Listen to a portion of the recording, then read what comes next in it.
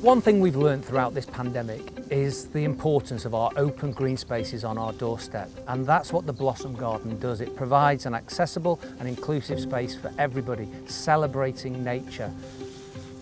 The design of the garden is based on 3 rings of blossoming trees, and we've chosen that shape because it's a very simple shape that's quite comfortable for people to be in, and it feels very relaxing and calm. And when we did the engagement along with Rosetta Arts to ask people what they wanted something that felt relaxing, reflective and restful to be in. There are so many different areas that people can occupy. We've made these benches fully accessible for all abilities.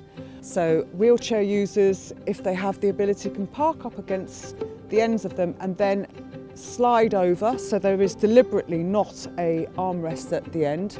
So they can do that. Armrests are there for those who are less able-bodied, so they can push up and sit down easily.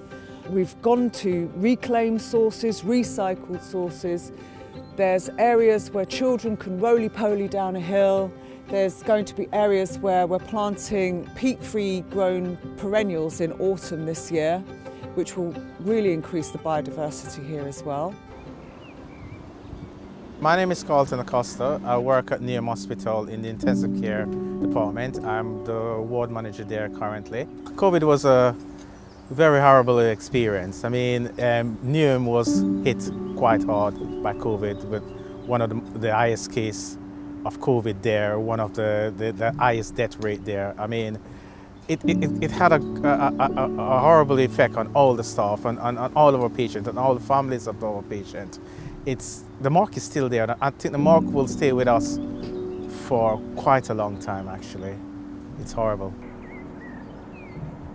I think it's good to have a space like this, actually. It does mean a lot to us as key workers to have a spot that we can come and reflect on what happened for the last 1 year.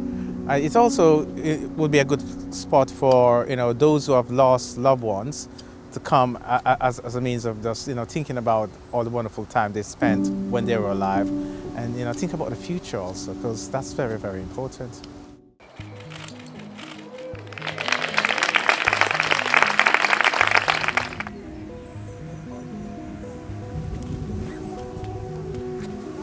I'm really pleased to be here at the London Blossom Garden, formally open at this beautiful garden to remember and honour all those who lost their lives during this awful pandemic, but also as a way of saying thank you to our amazing key workers. Planting a tree is a statement of hope and faith in the future, and the National Trust wants to make sure that this garden will be the first of many across the UK. After the dark days of the pandemic, this is the brighter future that I desperately want for our city and that I know Londoners deserve. So let's resolve today, in the presence of these 33 trees and in memory of all those who've died, to deliver it together and to bring new life to London.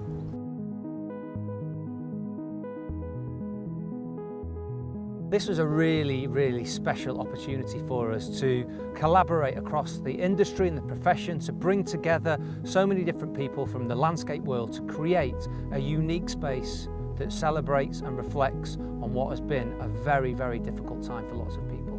We all need to reflect on what the past year has been for all of us, and remember those who didn't make it through, remember those who help us or help the country in a whole to survive this pandemic. After a dark, cold winter, blossoms arrive as our saviours to remind us that better days are here and that summer's on its way. And so I think it's all about seasonality and the cycle of renewal, and that no matter what, the blossoms will always bloom.